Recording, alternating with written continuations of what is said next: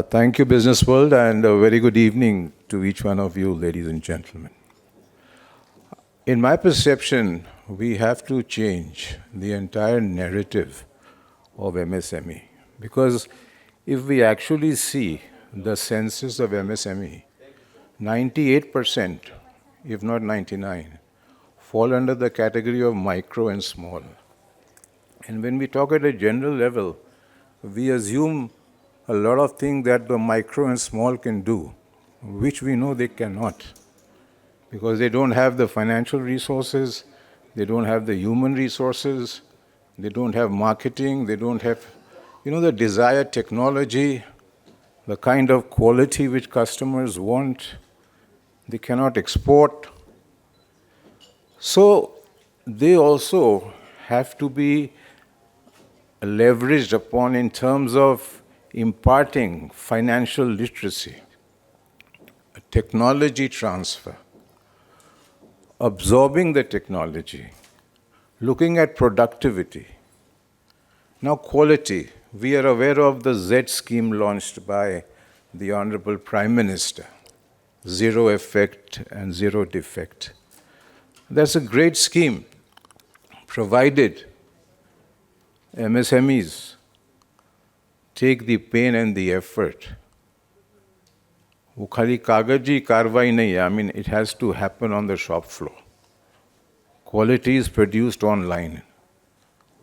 Quality control department is just doing post-mortem. But it's actually the guy who's producing on the machine.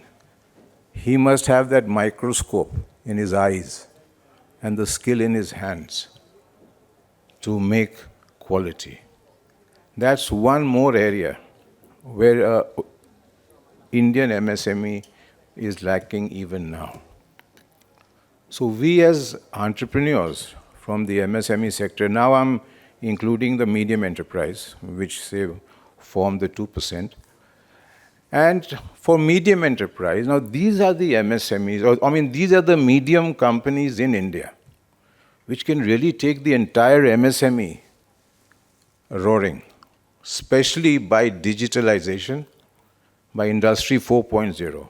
But the catch here is one, which I know the companies are working on if they've already not developed a much cheaper automation for the MSME sector, because medium enterprise cannot afford today to pay high on AI or IoT or robotics or whatever.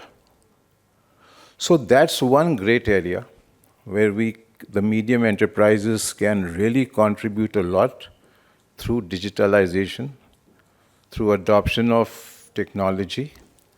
Medium enterprises in India, the entrepreneurs,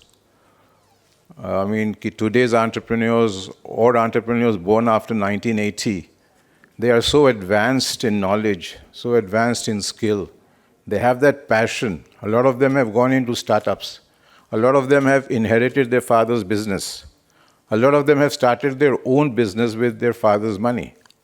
But a common thing in these entrepreneurs, and that is why we say India has a great demographic dividend, is patience, passion, and perseverance.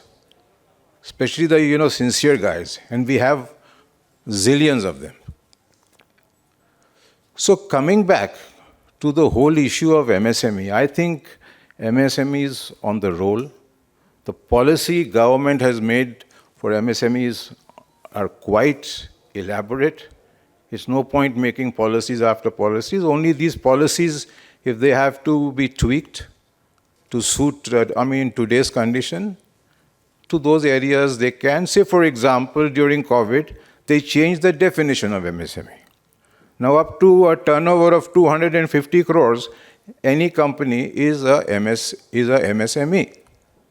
And you'll be surprised, Mrs. Nirmala Sitharaman, the Minister of Corporate Affairs and Finance, she said, after the announcement was made, because she only made it, that 98% of registered companies are MSMEs in India, which means turnover below 250 crores. Now, these MSMEs, unless they perform, irrespective of whoever says what, India cannot achieve $5 trillion economy. MSMEs, when they contribute 33% or one-third of your GDP, your manufacturing GDP, I mean, you cannot afford to not let MSME grow at a breakneck speed.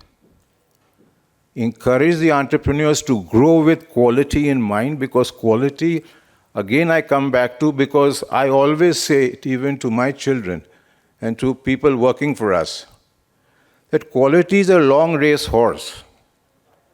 And we can't go for short race horses because they don't have the physical stamina. And we need that stamina to run companies today. So MSMEs in India today will, and I'm very confident, contribute to this 5 trillion dream of ours. Maybe we achieve 26 or in the year 27, whenever. And the employment the MSMEs offers, today they are employing 12 crore people. Now that's not a small figure. And that can grow at a breakneck speed, especially with the industrial cluster concept coming up. Because this industrial cluster concept is a great concept, because today a MSME coming up there, they get all the infrastructure facility, be it power, be it their environmental control, ETPs and whatever, roads, light, accommodation, medical, hospital, whatever. It's a full-fledged, like a small mini township. And it's a fully industrial zone. So you get that industrial culture. You can feel it vibrating in the air. And that's very positive. They have a common skilling center.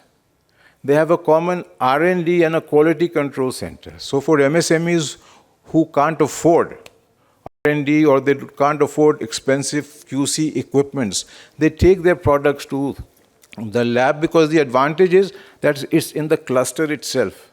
So it could be hardly 2-3 kilometers. A skilling center is hardly 2-3 kilometers. Now this concept is coming up in India quite fast. And mark my words, in the next 5 years, these clusters will give huge contribution to the economy of India. Another point for the government to consider, and consider seriously, is to encourage MSMEs in our special economic zones, where they can sell domestically and they can, with a major thrust on exports.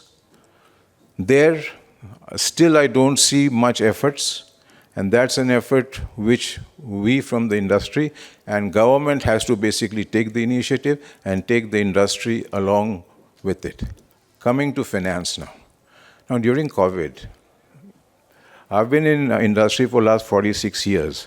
I haven't seen a scheme which Government of India came out for MSMEs, that they gave the guarantee and no collateral, no margin, and 20% of your sanctioned limit as on 29 February 2020, and then they kept on making it 21 or whatever.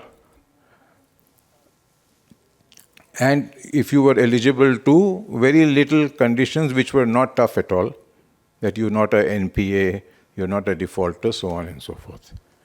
And the banks, at least I can speak for one of my companies, and that I can name the bank also, State Bank of India. Within, 4 or 5 days, immediately the working capital limit was enhanced and sanctioned. Interest already was fixed at 7.4%. Now, no guarantee, no upfront margin. What else can a promoter want of MSMEs? But that was COVID. Again, things change. To tell you frankly, banks are very, very hesitant, whatever they may say in front of the higher authorities, but practically they don't want to come and lend to MSMEs. They want to lend to the big boys. Until that attitude is changed, MSMEs, the poor, I mean, especially the micro and small, I mean, 98%. Now, if you don't encourage them, if you don't train them, because even to train MSMEs for finance is very important. Today, managing working capital is so important, and I have to conclude, time's up, that not to divert your working capital for your fixed investment, your short-term funds to long-term and long-term funds to short-term. Because the moment you do it, it's the first nail in the coffin you're putting of your own company. So I conclude by being very, very optimistic on our MSME sector. And through e-commerce, we hope a lot of MSMEs can also reach the markets and increase their sales, and in the process contribute to our country's $5 trillion dream. Thank you, ladies and gentlemen.